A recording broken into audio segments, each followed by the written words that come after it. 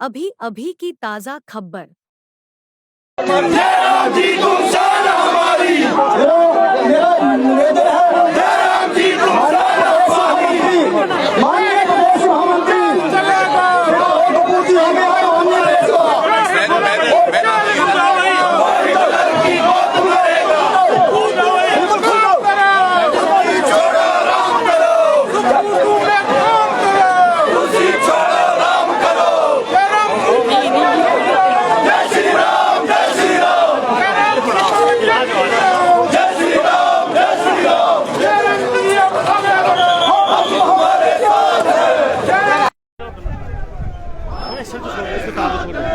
चलो नमस्कार, live times TV देख रहे हैं आप और ये भाजपा की आक्रोश रैली। इस आक्रोश रैली के माध्यम से सुखू सरकार को अभी बने हुए 3 से 4 महीने हुए हैं, लेकिन यहाँ पर नारेबाजियां और भाजपा जिस काम के लिए जानी जाती है यानी कि विरोध प्रदर्शन, वो आप देख रहे हैं। नेता विपक्ष जयराम ठाकुर पहुंचे हुए हैं पालमपुर, और पालमपुर में 4 मंडलों के लोग, बैजनाथ, जयसिंहपुर, सुलह और पालमपुर मंडल के संगठनात्मक जिला पालमपुर के लोग यहाँ पर प्रदर्शन कर रहे हैं और सुखू सरकार के खिलाफ नारेबाजी कर रहे हैं। नारेबाजी सिर्फ 3 से 4 महीनों के भीतर आप देखिए कि आक्रोश रैली जो है वो निकाली जा रही है। पालमपुर में ये मुख्य बाजार से होते हुए रैली निकलेगी और 4 मंडलों के लोग यहाँ पर जो है वो आपको दिखेंगे। जयराम ठाकुर अपने हिमाचल प्रदेश में हर जगह पर इस तरह की रैली को संबोधित कर रहे हैं और इस रैली में भाजपा के तमाम नेता भी इनका साथ दे रहे हैं। आपने देखा होगा पिछले कुछ दिनों में लाइव तस्वीरों के जरिए, लाइव टाइम्स टीवी के जरिए जगह जगह से आपने इस तरह की तस्वीरें देखी होंगी। मौजूदा लाइव तस्वीरें आपको पालमपुर से दिखा रहे हैं।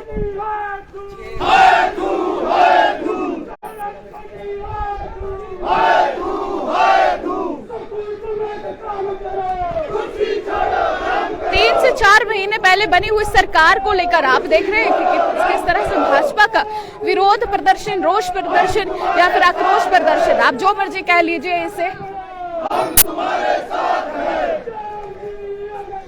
आपको बता दें कि सुलह विधानसभा क्षेत्र से विधायक विपिन सिंह परमार, जयसिंहपुर विधानसभा क्षेत्र से जो प्रत्याशी रहे रवि धीमान और पूर्व विधायक, साथ ही पालमपुर से प्रत्याशी रहे प्रदेश भाजपा के महामंत्री त्रिलोक कपूर समेत भाजपा महिला मोर्चा और तमाम युवा मोर्चा के लोग जो हैं इस आक्रोश रैली में इनके साथ आप देख सकते हैं लाइव तस्वीरों के माध्यम से।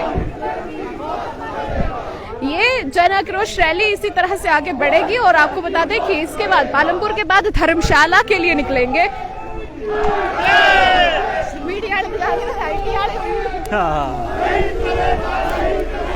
पार्टी बदली नहीं था? नहीं।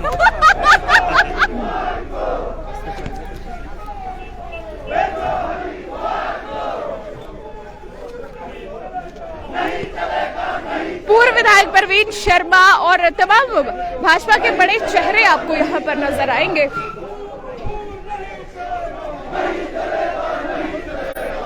आपको बता दें कि मुख्यमंत्री सुखविंदर सिंह सुक्खू के खिलाफ इस तरह की नारेबाजी, और अभी सरकार बने 3 से 4 महीने हुए हैं और जब विपक्ष के नेता जयराम ठाकुर से ये सवाल किया जाता है तो वो कहते हैं कि सरकार ने ऐसे हालात पैदा कर दिए हैं कि हमें विरोध करना पड़ रहा है, और जब विरोध करना पड़ रहा है तो नारेबाजी भी करनी पड़ रही है और सड़कों पर उतरकर हमें प्रदेश की सुक्खू सरकार का जो है वो विरोध करने हमारा मजबूरी हो गई है। क्योंकि जिस तरह से देखा जा रहा है कि जगह जगह पर संस्थानों को बंद किया जा रहा है, डिनोटिफाई किया जा रहा है और अब तो कुछ कॉलेजेस को भी बंद किया गया है।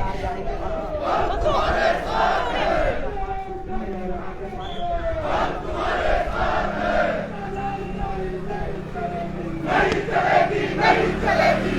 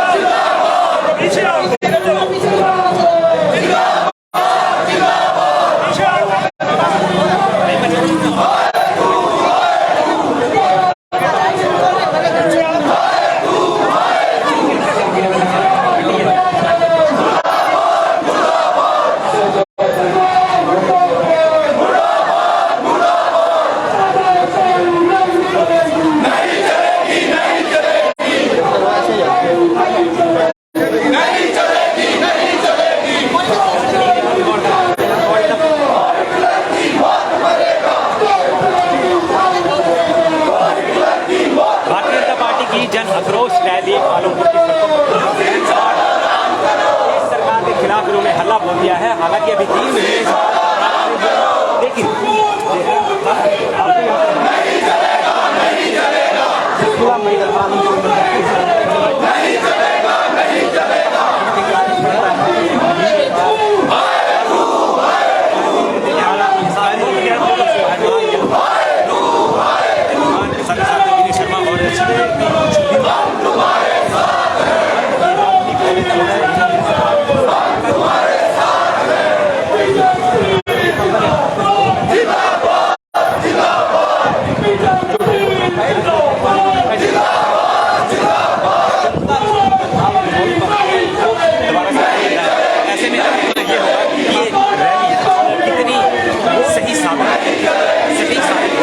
ये तो आने वाला वक्त बताएगा। पालनपुर से कैमरामैन अनुज के साथ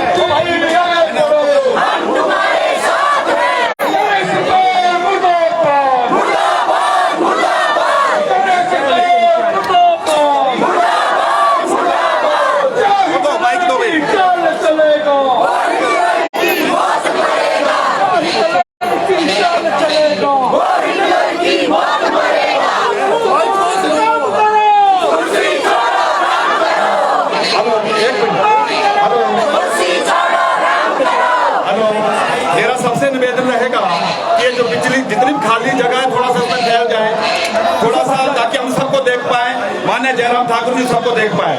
थोड़ा सा पीछे तक कंफर्टेबली आप खड़े हो सकते हैं, पीछे तक थोड़ा सा मेरे साथ नारा दोहराएंगे, बोला भारत माता की, बोला भारत माता की, जयराम ठाकुर आगे बढ़ो, जयराम ठाकुर आगे बढ़ो, देश का नेता कैसा हो, देश का नेता कैसा हो, देश की गली सली सरकार को, देश की सरकार को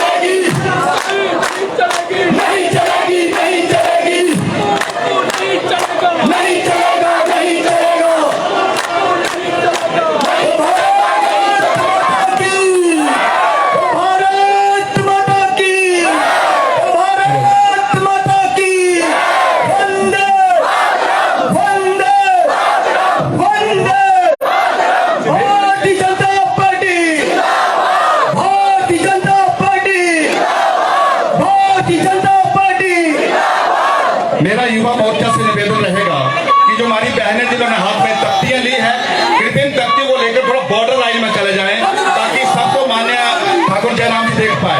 ये जो तख्तियां है,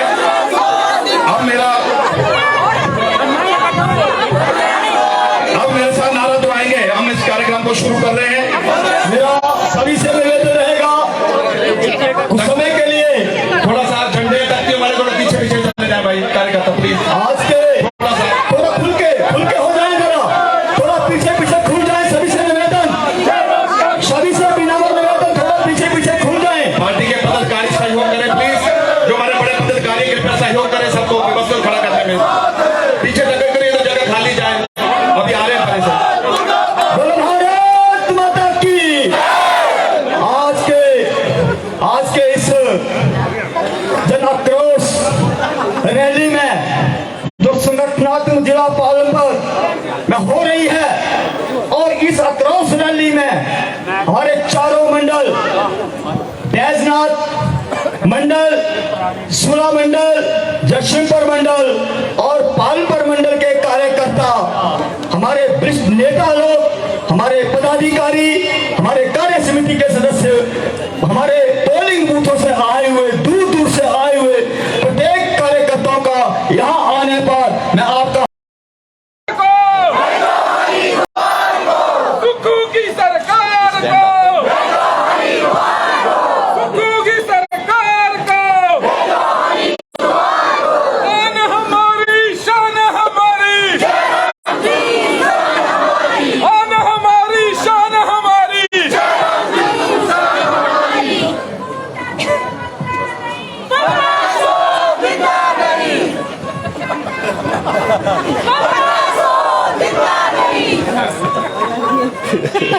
नहीं चलेगा, नहीं चलेगा, नहीं चलेगा, नहीं चलेगा, तालाबंदी नहीं चलेगी, नहीं चलेगी, नहीं चलेगी। भारत माता की, भारत माता की, भारत माता की। भारतीय जनता पार्टी के हमारे प्रदेश के वरिष्ठ नेता, पूर्व में विधानसभा के अध्यक्ष रहे, मंत्री रहे, आदरणीय श्री विपिन सिंह परमार जी, हमारे बीच में भारतीय जनता पार्टी के हमारे महामंत्री भाई त्रिलोक जी, पूर्व में विधायक रहे श्री रवि धीमान जी, श्री मुल्कराज प्रेमी जी, और यहाँ भाई प्रवीण शर्मा जी, पार्टी के हमारे साथी घनश्याम शर्मा जी, पार्टी के हमारे जिला के अध्यक्ष, मंडल के अध्यक्ष, और यहाँ उपस्थित सभी भाइयों बहनों और पत्रकार मित्रों। अभी आपके सामने हमारे वरिष्ठ नेता कह रहे थे कि बहुत जल्दी लोग सरकार के खिलाफ सड़कों पर आए, और सही मायने में मैं भी इस बात को कहता हूं। हमने कल्पना नहीं की थी कि 3 महीने के कार्यकाल में ही ऐसे हालात बन जाएंगे कि हिमाचल प्रदेश में हजारों की संख्या में लोग सड़कों में सरकार के खिलाफ खड़े हो जाएंगे। मैं इस हालात को देख रहा हूं पिछले कुछ दिनों से। जो आमतौर पर 3 वर्ष सरकार के बीतने के बावजूद भी सरकार के खिलाफ नाराजगी का माहौल हमको देखने को नहीं मिलता, तो वो 3 महीने से पहले मिल गया। इसलिए एक बात तो हम बड़ा स्पष्ट कहना चाहते हैं कि हालात के लिए हम दोषी नहीं हैं। अगर दोषी हैं जो सत्ता का संचालन कर रहे हैं, हमारे हिमाचल प्रदेश के माननीय मुख्यमंत्री जी, अगर दोष इस बात के लिए किसी को देना है तो किसी और को नहीं दिया जा सकता। पूरी प्रदेश की जनता इस दोष को आपको दे रही है। सरकार बनी मामूली अंतर से बनी। विधायकों की संख्या उनकी ज्यादा थी, स्वाभाविक रूप से हमने लोकतंत्र का सम्मान ये करना हमारा दायित्व भी है। और हमें ऐसा लगा कि ऐसी पृष्ठभूमि के व्यक्ति हिमाचल प्रदेश के मुख्यमंत्री बने हैं जिनके बारे में हम उम्मीद करते हैं कि आने वाले समय में अच्छा होगा।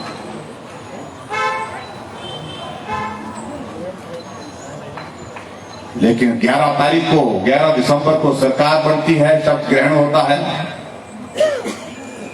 कैबिनेट अभी तक बनी नहीं,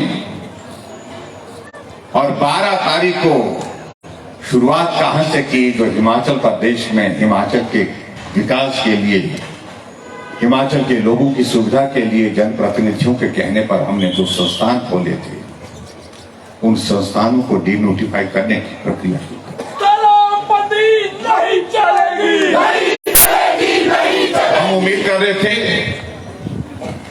शायद ये दौर यहीं थम जाएगा, लेकिन बहुत अफसोस हुआ कि मालूम नहीं कौन लोग उनको सलाह देने वाले हैं। कुछ लोग कह रहे हैं कि विधायक कह रहे कि हमने तो बिल्कुल नहीं बोला। मंत्री को पूछा तो उन्होंने कहा कि हमने बिल्कुल भी सलाह नहीं दी। हमने कहा तो सलाह दी किसने? यही तो पता नहीं है बोलते।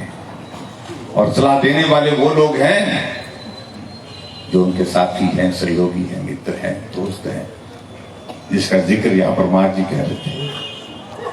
मैं इस बात को लेकर के यह नहीं कहना जा रहा हूं कि किसकी सलाह पर ये निर्णय लिए गए, लेकिन जिनकी सलाह पर भी निर्णय लिए गए वो आपके यार नहीं हो सकते हैं, शुभचिंतक नहीं हो सकते हैं, वो आपके सलाहकार, अच्छे सलाहकार नहीं हो सकते हैं। ये तानाशाही नहीं चलेगी, नहीं चलेगी, नहीं चलेगी। तानाशाही नहीं। और शायद उनके दिमाग में इस बात को डाल दिया गया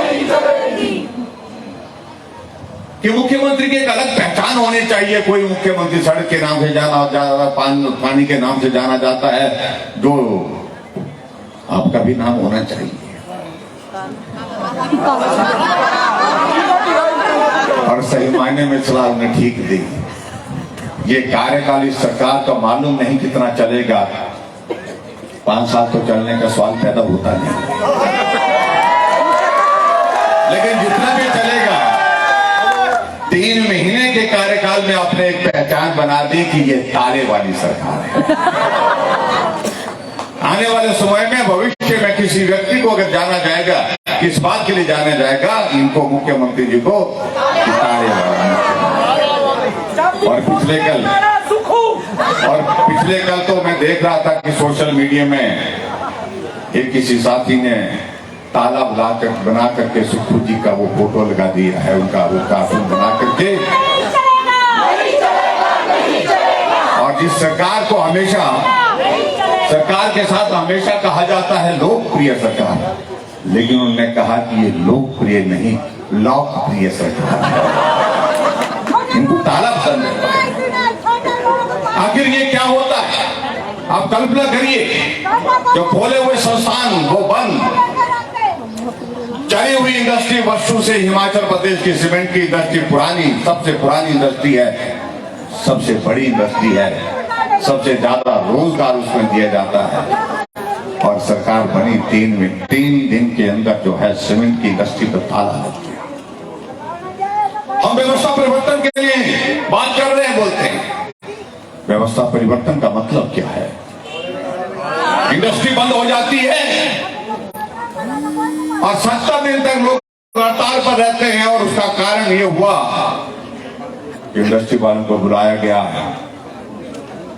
और उनको कहा गया कि मालूम है तुमको, यहां सरकार कांग्रेस पार्टी की बन गई है और आप चुनाव के दिनों में कहां थे? और उनके सामने मालूम नहीं किस बात को लेकर के ये समझा जा सकता है कि उन्होंने क्या कहा होगा। और इंडस्ट्रियलिस्ट ने कहा कि ऐसे हालात में मेरे पास कोई रास्ता नहीं है, मैं इंडस्ट्री ही बंद कर देता हूं। और उसके बाद लंबे समय तक 200 करोड़ रुपए का नुकसान हिमाचल प्रदेश को रेवेन्यू का हो गया। 200 करोड़ रुपए का नुकसान हो गया। जो हमारे ट्रक ऑपरेटर जो हड़ताल पर थे, वो जो अपनी मांग पूरा कर रहे थे, आप अपनी मांग के लिए आवाज कह रहे थे कि हमको इतना किराया चाहिए, लेकिन बाद में मुख्यमंत्री ने कहा कि इतना नहीं होगा, इससे भी जितना पहले मिलता था उससे भी कम किराए पर उनको राजी होकर के काम करना पड़ रहा है। उनका भी नुकसान किया। आखिर हित किसका हुआ? प्रदेश का 200 करोड़ रुपए का नुकसान। और जो ट्रक ऑपरेटर हैं उनको भी लाखों करोड़ों रुपए का नुकसान हो गया, क्योंकि किराया कम कर दिया। आखिरकार हुआ क्या बीच में? ये सारे प्रश्न हैं जिन प्रश्नों का उत्तर हमें नहीं आपको ही देना है। और हिमाचल प्रदेश में संस्थान खोलने की बात चल रही है और मुझे मालूम नहीं कौन इनको सलाह देकर के इस बात को समझा गया कि बजट का प्रावधान नहीं। और मैं हिमाचल प्रदेश के विधानसभा के अंदर पिछले 25 वर्षों से संस्थान कैसे खोले जाते हैं उसकी एक प्रक्रिया, एक व्यवस्था है जो 50 सालों से चली हुई है। और 50 सालों से उसी प्रक्रिया के अंतर्गत संस्थान खोले गए जहां जनप्रतिनिधि मांग करते हैं, उनकी मांग को सुनते हुए वहां की अगर जस्टिफिकेशन बढ़ती है उसके ऊपर संस्थान खोलने के लिए मुख्यमंत्री घोषणा करते हैं और कहने लगे कि मुख्यमंत्री ने बजट का प्रावधान नहीं किया। जब संस्थान खुलता है उसकी कैबिनेट से अप्रूवल होती है और कैबिनेट से जब अप्रूवल होती है तो उसमें बजट का प्रावधान अपने आप में साथ होता है, क्योंकि कैबिनेट फाइनेंस डिपार्टमेंट के नीचे नहीं होती, वो फाइनेंस डिपार्टमेंट से ऊपर होती है। हमें क्या क्यों समझाया जाए? और हम उनको कहना चाहते हैं मित्रवर्ग, मेहरबानी करके हमारा ये मार्गदर्शन करना बंद कर दीजिए। आपने तय कर लिया है हिमाचल प्रदेश में जो भारतीय जनता पार्टी के संस्थान खुले हुए हैं 1 अप्रैल 2021 के बाद 1 साल के पूरे संस्थान बंद करने का आपने निश्चय किया है। बदले की भावना के साथ आप यहीं तक बात कहिए, इसके आगे बात मत कहिए। तानाशाही नहीं चलेगी, नहीं चलेगी, नहीं चलेगी। हॉस्पिटल आज पीने से चल रहा था, पीएससी। गांव के लोग आकर के अपना इलाज करने के लिए वहां पर पहुंचते थे, लोग धन्यवाद कर रहे थे, गांव के अंदर हमको डॉक्टर मिल गया, वहां हमारा इलाज हो रहा है। आपका फरमान हुआ कि ये भाजपा के कार्यकाल में खुली है, उसको बंद कर दिया जाए। जहां डॉक्टर बैठता था वहां ताला लगा दिया गया। गांव का वो मरीज जो डॉक्टर की तलाश में फिर वहीं पहुंचा, कहा कि डॉक्टर साहब आए नहीं, ताला लगा है। तो किसी ने कहा भाई साहब अब यही ताला ही डॉक्टर के रूप में यहाँ पर है। तालाबंदी नहीं चलेगी। जहाँ डॉक्टर बैठता था वहाँ ताला लगा दिया। जहाँ तहसीलदार 7 महीने से काम करके लोगों के लिए मदद कर रहा था, लोगों की समस्याओं का समाधान कर रहे थे, तहसीलदार की जगह ताला लगा दिया। एसडीएम का दफ्तर हमने खोला, कांगड़ा जिला के जसों प्रागपुर में खोला। एसडीएम बैठा, काम शुरू किया, चुनाव का प्रक्रिया का दौर आया और उसमें वहां पर चुनाव की प्रक्रिया पूरी की, परिणाम घोषित किया। एसडीएम ने चुने हुए विधायक को सर्टिफिकेट दे दिया और सरकार सुक्खू जी की बनी। जहां एसडीएम बैठता था वहां पर ताला लगा। सुक्खू की सरकार, पालमपुर में यहाँ पर लोग वर्षों से मांग कर रहे थे। जब भी मैं यहाँ से आता था जाता था लोग मिलते थे कि ब्लॉक चाहिए, ब्लॉक चाहिए हमको, हमारा अपना ब्लॉक नहीं है। हमें कभी यहाँ जाना, कुछ हिस्से को यहाँ जाना पड़ता, कुछ हिस्से को वहां जाना पड़ता, 3 भागों में जाना पड़ता था। हमने कहा होना चाहिए, हमने ब्लॉक खोला और ब्लॉक खोलने के बाद सरकार सुक्खू जी की बनी, ताला लटका दिया जहां पर वीडियो बैठते थे। अब मालूम पड़ा कि होली के दौरान यहां पर आए और कहने लगे कि अब हम इसको पुनः विचार करेंगे। अगर ये पुनः विचार पहले किया हो तो अच्छा होता। अब ताला लगाने के बाद आपको खोलना पड़ेगा, ये भी तो अच्छा नहीं है। आपकी मंशा तो जाहिर हो गई कि आप क्या करना चाहते थे। मैं रास्ते में आ रहा था, बैजनाथ विधानसभा क्षेत्र के हमारे बहुत सारे साथी सड़क पे मिले। चढ़ियार जो ग्रामीण क्षेत्र है, दूर दराज का इलाका है, हट करके है, कटा-फटा इलाका है, मुश्किल इलाका है। वर्षों से मांग कर रहे थे हमें कॉलेज चाहिए, हमने वहां पर कॉलेज दे दिया और उस कॉलेज में एडमिशन भी हो गई थी थोड़ी। अब ये एडमिशन का दौर आगे शुरू होना था, सेशन शुरू, सही मायने में आगे कॉलेज की शुरुआत तो उसमें होगी, लेकिन मालूम पड़ा कि वहां पर 98% जो एडमिशन हुई थी वो सिर्फ बेटियों की थी, जो बेटियां घर से रोटी खा करके कॉलेज के लिए पढ़ने के लिए जा सकती थी, उनकी एडमिशन थी। अब उस कॉलेज को भी ताला लगा दिया। एक नहीं अनेकों जगह। आखिरकार क्या हासिल कर रहे हैं? हमें कहा जा रहा है कि हमें तो गारंटी पूरी करनी है, गारंटी पूरी करनी है। और मैं हिमाचल प्रदेश में उन अधिकारियों को भी सचेत कर देना चाहता हूं, इनकी गारंटी के चक्कर में तुम अपनी गारंटी गोल मत कर देना।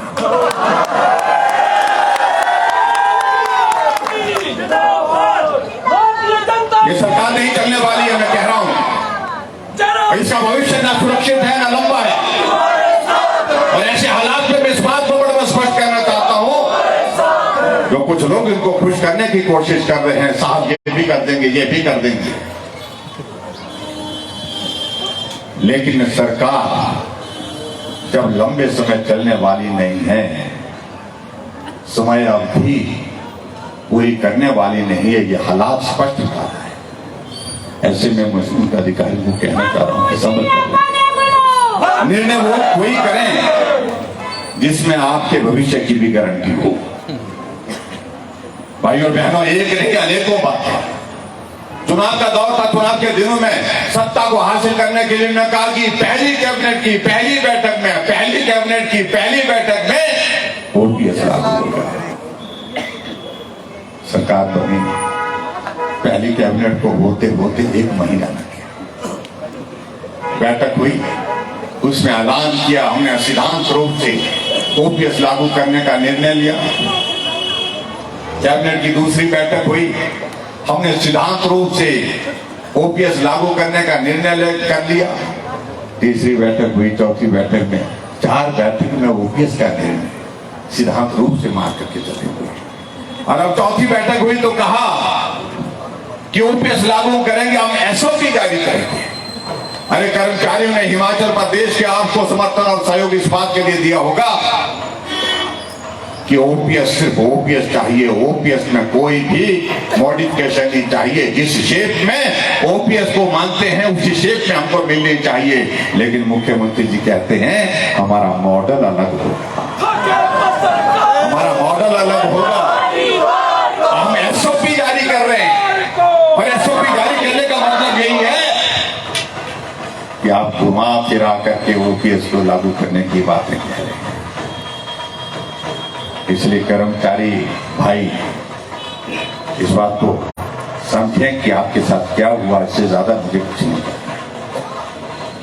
कहा कि हिमाचल में पहली कैबिनेट की पहली बैठक में हम हर महिला को 1500 रुपए देंगे। महिलाओं ने बटुआ भी खरीद लिया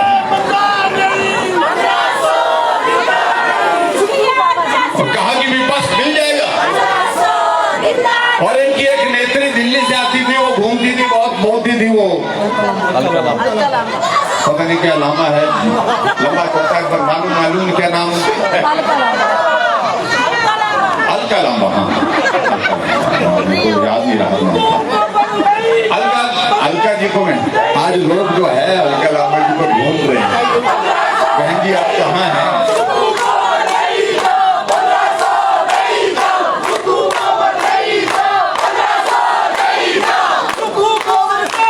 लोग तलाश कर रहे हैं कि कहाँ गए वो 1500 रुपए देने वाले। और आगे बढ़कर के और कहा कि हम तो और हम तो गोबर की भी कीमत देंगे, गोबर की गोड़ का कीमत भाई। लोगों ने गांव में ढेर लगा दिया गोबर का, आप कब आ रहे हैं लेने के लिए? और तो सूख भी गया वो, और सूखने के बाद उसका वजन भी कम हो जाता है। चलो जो भी है, लेकिन आओ तो सही, ले तो जाओ। कहा जा रहा कि सुख की सरकार है, सुख की सरकार है। और जब लोगों से पूछे, हमने कहा कि सुख की अनुभूति हो रही है, कि बोलते भाई साहब सुख की अनुभूति तो उनके साथी दोस्तों के हो रही है। हमने विधायकों को पूछते हैं कि हाँ सुख की अनुभूति हो रही है, बोलता जी बस करिए मत पूछिए मत पूछिए, आप हमें शर्मिंदा मत करिए। जब विधायक सुखी नहीं है, मंत्री सुखी नहीं है, हमें चलाने नहीं दे रहे महकमा तो भाई साहब वहीं से चल रहा है बोलते हैं। उन सारी चीजों को लेकर के अब क्या कहें, लेकिन बड़ी विचित्र परिस्थिति है हमारे सामने। हम नहीं चाह रहे थे कि हम सड़कों पर आ जाएं, हम नहीं चाह रहे थे कि इस प्रकार के हालात पैदा हो जाएं, लेकिन मैं इस बात को दावे के साथ कह रहा हूं कि जनप्रतिनिधि का दायित्व बनता है कि लोग क्या कह रहे हैं इस बात को सुनना चाहिए। सुन तो लीजिए, एनुअल प्लानिंग की बैठक में शिमला में कांग्रेस के विधायकों ने कहा कि हमारे क्षेत्र में भी संस्थान बंद हुए वो उनको खोल देना चाहिए। मैंने हिमाचल प्रदेश की विधानसभा का हमारा 3 दिन का सत्र धर्मशाला में हुआ, सत्र में कहा, मैंने सेशन में कहा, मैंने कहा कांग्रेस के विधायक अपने अपने क्षेत्र में वो संस्थान जो हमने खोले हैं जनहित के लिए खोले हैं, अगर वो नहीं चाहते तो लिख करके दें और लिख करके देंगे तो बंद करते हैं। कांग्रेस के विधायक बोलते हैं कि लिख करके देंगे तो हमको मरना है बोलते हैं। तो हमने तो मरना ऐसे नहीं, मरना तो वैसे मरेंगे बोलते हैं। अपनी बात स्पष्ट करिए, अपने मुख्यमंत्री के सामने स्पष्ट करिए कि संस्थान मिलेंगे, चलने चाहिए। क्या ये सत्य नहीं है कि एक हफ्ते में आप जाते जाते 2017 में 21 डिग्री कॉलेज खोल के गए बिना बजट प्रावधान के और बिना जमीन के, शिमला के पीटर हॉल से शिला पट्टिका बना करके भेज करके उन क्षेत्रों में लगा दी जहां पर वो कॉलेज खोलने की घोषणा की थी। हमने वो कॉलेज भी चलाए। मेरी कॉलेज, मेरी कॉन्स्टिट्यूंसी में कॉलेज खोला चुनाव की घोषणा होने से 4 दिन पहले, और शिमला से ही पत्थर बना करके वहां पर गाड़ दिया गया। लेकिन बच्चों की एडमिशन नहीं थी, कॉलेज की जमीन नहीं थी, बजट का प्रावधान नहीं था। हमने कहा क्या किया जाए। मैंने वहां के पंचायत के लोगों का, गांव के लोगों को बुलाया, उन्होंने कहा कि कॉलेज चलना चाहिए। हमने कहा चलाएंगे, हमने चलाया। आज उस कॉलेज का बहुत कुछ बदला।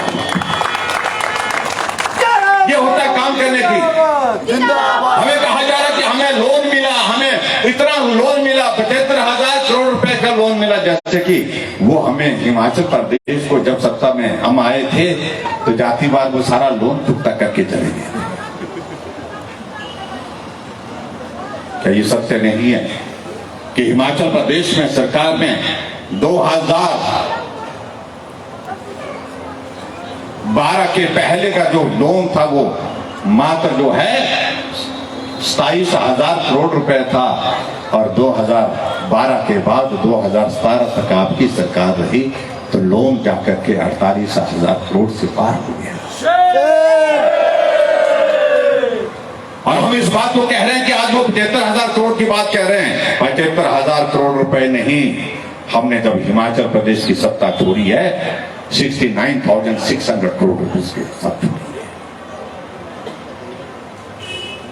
अगर हमने लोन लिया तो आप मत लीजिए ना। दिसंबर के महीने में 1,000 करोड़ रुपए, जनवरी के महीने में 1,500 करोड़ रुपए, और फरवरी और इस महीने में जो है 2,000 करोड़ रुपए और ले रहे हैं। जो हिमाचल प्रदेश में लोन की लिमिट 4% थी, उसको बढ़ा करके धर्मशाला के विधानसभा के सत्र में 6% करने की जरूरत क्यों?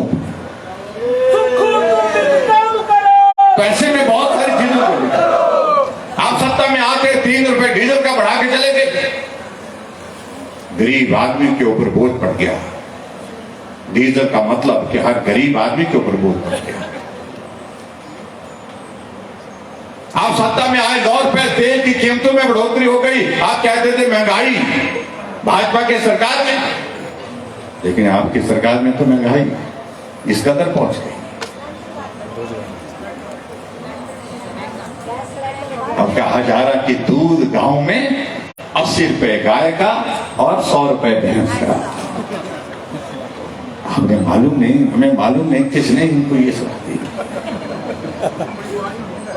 ये करना कुछ अधिकारियों को कहा कुछ नहीं सुनना, ये करना, ये मैंने बोल दिया है करना ही पड़ेगा। वो बोलते हैं भाई करना तो है लेकिन करना कैसे है, तरीका तो बताओ।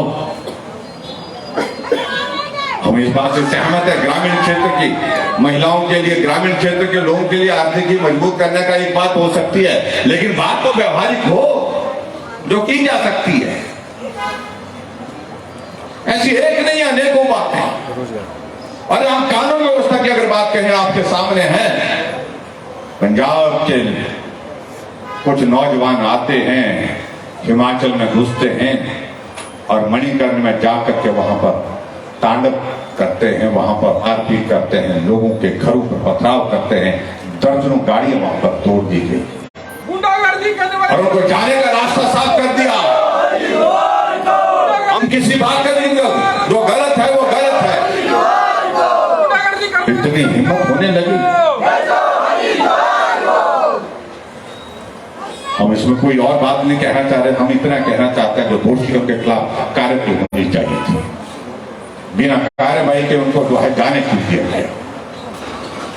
और अल्टीमेटली जो हाई कोर्ट ने दखल दिया, उन्हें रिपोर्ट मांगी है। इसलिए भाई और बहनों, ये 3 महीने का कार्यकाल इस तरह से गुजर गया। छोटा सा प्रदेश, व्यवस्था परिवर्तन बात कह रहे हैं, व्यवस्था परिवर्तन इस प्रदेश में आज से पहले कभी भी उप मुख्यमंत्री नहीं बनाया गया। गठबंधन की भी सरकारें हिमाचल में बनी, तब भी उप मुख्यमंत्री नहीं, लेकिन छोटा सा प्रदेश, एक मुख्यमंत्री, एक उप मुख्यमंत्री। व्यवस्था परिवर्तन देखिए, मंत्रिमंडल एक जगह लेकिन सीपीएस 6, हमने तो एक भी नहीं बनाया, 6 सीपीएस बना दी और कह रहे कि हम हिमाचल प्रदेश में व्यवस्था परिवर्तन करेंगे। और व्यवस्था परिवर्तन का मतलब इस बात को लेकर के सारी चीजों को सोचने की आवश्यकता है। बड़ा वक्त लग गया मंत्रिमंडल का गठन करने के लिए, पसीने छूट गए और पसीने छूटने के बाद जो हिमाचल प्रदेश के सबसे बड़े जिले हैं, बड़ा जिला कांगड़ा, छोटा जिला मंडी है। 15 विधानसभा क्षेत्र कांगड़ा में है, 10 विधानसभा क्षेत्र मंडी में है। क्या है कांगड़ा के हिस्से में? जब हमारी सरकार होती थी, भारतीय जनता पार्टी की सरकार होती थी, 4 प्रतिनिधि हिमाचल प्रदेश की सरकार के यहां से प्रतिनिधि, 3 मंत्री, 1 विधानसभा के सामान्य अध्यक्ष। और कांग्रेस की सरकार 15 में से 10 सीटें कांग्रेस की आई और उसके बावजूद आप कांगड़ा का हिस्सा जो है 1 सीट, और महकमा भी क्या दिया, हाँ वो काम उनके जिम्मे छोड़ा है। और हाथ तो उसके बाद और हो गई जब मंडी की बात आती है, 10 सीटें हैं लेकिन वहां 10 में से 9 सीटों पर हम जीते और 1 सीट पर मसा कांग्रेस जीती और मंडी को तो 0 दिया हुआ है, कोई मंत्री नहीं। ये कैसी सरकार है? चाहे हिमाचल प्रदेश का आधा हिस्सा आता है, उस आधे हिस्से को दरकिनार करके, उसको जलील करके इस प्रकार से आज से पहले किसी सरकार ने नहीं किया। ये सारी बातें सोचने की हैं, लेकिन उसके बावजूद कांग्रेस के लोग नहीं बोलते हैं। संस्थान बंद करना एक बात है, लेकिन जो हिमाचल प्रदेश के क्षेत्रीय संतुलन की अगर बात कहें तो उसको भी सोचिए जरा। ऐसी एक नहीं अनेकों बातें हैं भाई और बहनों, जिन बातों को लेकर के हम आप सबके बीच में आज के इस कार्यक्रम में, और मैं सारी बातों का जिक्र करूं तो बहुत लंबा जाएगा। मैं आप सबसे इतना ही कहना चाह रहा हूं, आप सबका बहुत बड़ा सहयोग मिला है। हिमाचल प्रदेश में हम सरकार बनाने के बहुत करीब पहुंचे हैं। 0.9% से हमारा वोट शेयर का अंतर है। जो आज तक के हिमाचल के इतिहास का सबसे कम अंतर है। इसलिए वो कम से कम एक बात को सुनिश्चित कर लें, अपने दिमाग में इस बात को बिठा लें, ये सरकार ऐसी सरकार नहीं है जिसको जनता की ओर से बहुत बड़ा बहुमत मिला है। नंबर ऑफ सीट्स आपके पास ज्यादा हैं, लेकिन वोट शेयर की बात कह रहे हैं तो सबसे कम अंतर से ये सरकार बनी है। और ऐसे में मैं इतना ही कहना चाह रहा हूं कि ये दौर बहुत लंबा नहीं चलेगा। जनता अपना मूड धीरे धीरे बना चुकी है। और शोर पर कर्मचारी जो हमारे लगाए थे उनको बाहर निकाल दिया गया। अरे आपने तो वादा किया था हिमाचल में सरकार बनेगी, 5 लाख नौजवानों को रोजगार देगी। अब कह रहे मंत्री की 5 लाख नहीं 1 लाख को देंगे। कहा तो 5 लाख तो भाई, अगर आपको डॉक्यूमेंट चाहिए तो आपका जो घोषणा पत्र है, गारंटी कार्ड है, जिसकी गारंटी है 10 गारंटी में एक गारंटी ये भी है। अब कब तक लोगों को गुमराह करेंगे? कुछ सोशल मीडिया में शिमला में जो होर्डिंग लगे थे जिसमें इन्हें गारंटी का जिक्र किया था, लोगों ने उसके फोटो डाल करके मुख्यमंत्री को, उनके मंत्रियों को, उनके विधायकों को भेजने शुरू किए तो फरमान आया कि ये सारे बोर्ड हटा दो। क्या इनको वोट को हटाने से क्या गारंटी से तुम मुकर जाओगे क्या? वो तो दिमाग में बैठी है भाई, तुमने कहा है। इसलिए भाई और बहनों में आप सबसे इतना ही कहना चाहता हूं, आओ इस संघर्ष में आप भी शामिल हो जाएं। जो हमारी आवाज सुन रहे हैं या जहां तक आप अपनी आवाज पहुंचा सकते हैं वहां तक आवाज पहुंचाएं। इस सरकार को सत्ता में रहने का कोई अधिकार नहीं है। ये बहुत दुर्भाग्यपूर्ण परिस्थिति है हिमाचल प्रदेश की, जिसने हिमाचल प्रदेश में हर विकास पर ताला लगा दिया। आज पीडब्ल्यूडी के जो हमारे ठेकेदार हैं 5 महीने से उनको 1 पैसा नहीं मिल पा रहा है। पुल का काम जहां रुका था वहीं रुका पड़ा है। एलओसी मिल नहीं रही है, आईपीएस में एलओसी मिल नहीं रही है। और इसलिए यहां तक के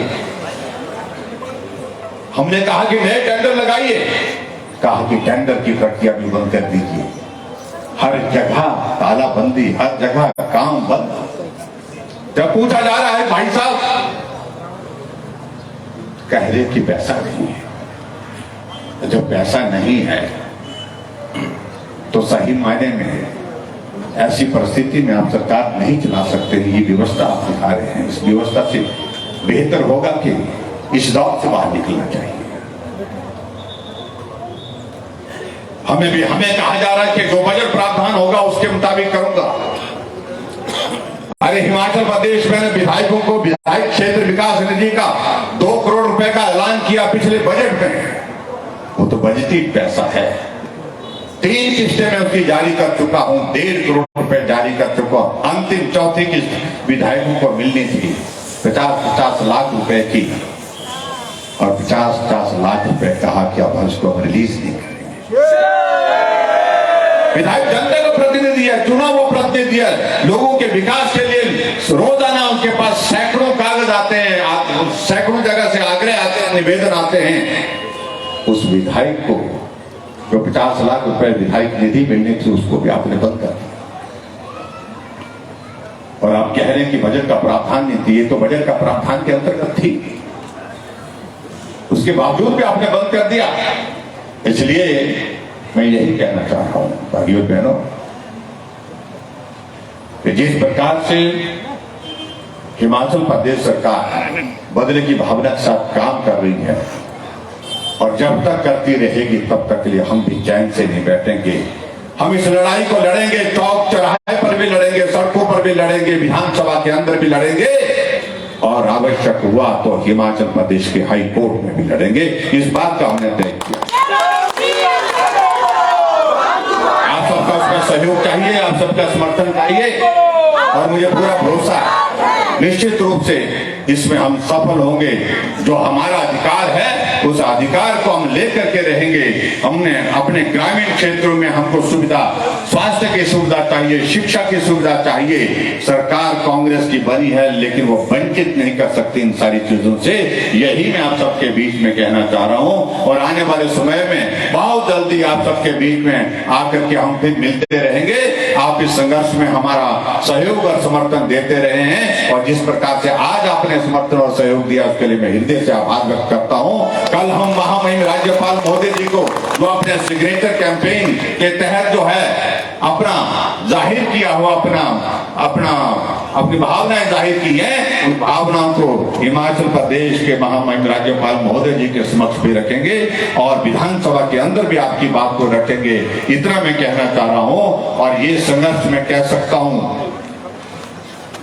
जयराम जी आप संघर्ष करो, बड़ा हम तुम्हारे साथ हैं। जयराम जी आप संघर्ष करो, हम तुम्हारे साथ। ये संघर्ष आप सबके सहयोग से हम आगे बढ़ाएंगे और निश्चित रूप से इसका परिणाम होगा। हिमाचल में भारतीय जनता पार्टी की सरकार बहुत जल्दी बनेगी। इतनी बात कहते हुए आप सबको बहुत बहुत धन्यवाद। नमस्कार, जय हिंद, जय हिमाचल। और ताज़ा खबर के लिए हमारे चैनल को लाइक और सब्सक्राइब करें। धन्यवाद गेटवे न्यूज़ नेटवर्क टीम की तरफ से।